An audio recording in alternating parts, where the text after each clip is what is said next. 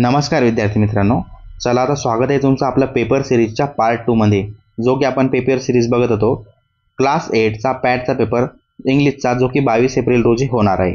त्यामधला फर्स्ट पार्टमध्ये आपण ओरल सेक्शन बघितलं होतं. आता सेकंड पार्टमध्ये आपण रायटिंग सेक्शनमध्ये क्वेश्चन 3 पासून स्टार्टिंग करणार आहोत.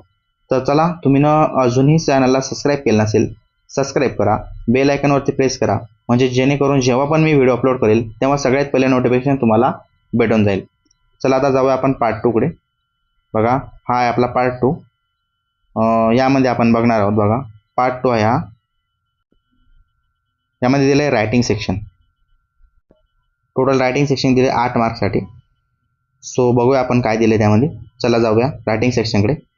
बघा, रायटिंग सेक्शनमध्ये क्वेश्चन नंबर 3 तुम्हाला विचारला जाणार आहे. Do as direct. हा ग्रॅमॅटिकल वरती थोडासा असतो. बघा, त्यामध्ये ए दिलं आहे, say whether the underlined part of sentences each is the phrase clauses. तुम्हाला क्लॉजेस ओळखायचे आहे त्यामध्ये. बघा, क्वेश्चन 1 मध्ये दिले आहे, the musician lead the tanpura on carpet. याचा आन्सर तुम्हाला लिहायचं आहे. बघा, जी ॲक्टिव्हिटीज दिली आहे क्वेश्चन ए बी सी, त्याचं मी तुम्हाला प्रश्नासहित आन्सर खाली दिलेला आहे.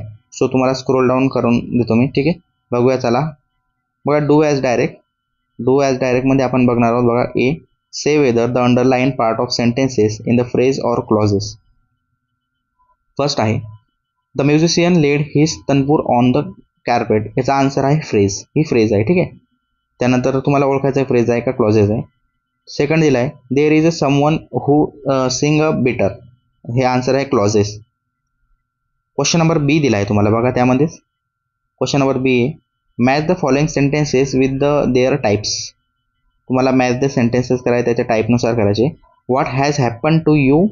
आन्सर आहे इंट्रोगेटिव्ह सेंटेन्सेस आहे. कोणते sentences? Interrogative. Take me to him. Imperative sentences आहे. उद्गारवाची वाक्य आहे हे. अशा प्रकारचे 2 सेंटेन्सेसचा आन्सर तुम्हाला करायचा आहे. सो आता आपण जाणार क्वेश्चन नंबर 3 मध्ये. तुम्हाला ऑपोजिट वर्ड विचारलेले आहे. ऑपोजिट वर्ड तुम्हाला 5 मार्कासाठी विचारले, 4 मार्कासाठी त्याचा आन्सर करायचा आहे. बघा, राईट द ऑपोजिट वर्ड. बायचा आहे सेल, बेटरचा आहे वर्स. बाय म्हणजे विकत घेणे, सेल म्हणजे विकणे, डाऊन म्हणजे खाली, अप म्हणजे वर, फाइंड म्हणजे शोधणे, लॉस म्हणजे हरविले. ठीक आहे, हे ऑपोजिट वर्ड इथं दिलेले आहे. त्यानंतर आपण जाणार आहे क्वेश्चन नंबर डी कडे. त्यामध्ये क्वेश्चन नंबर डी बघा, सॉल्व द पझल.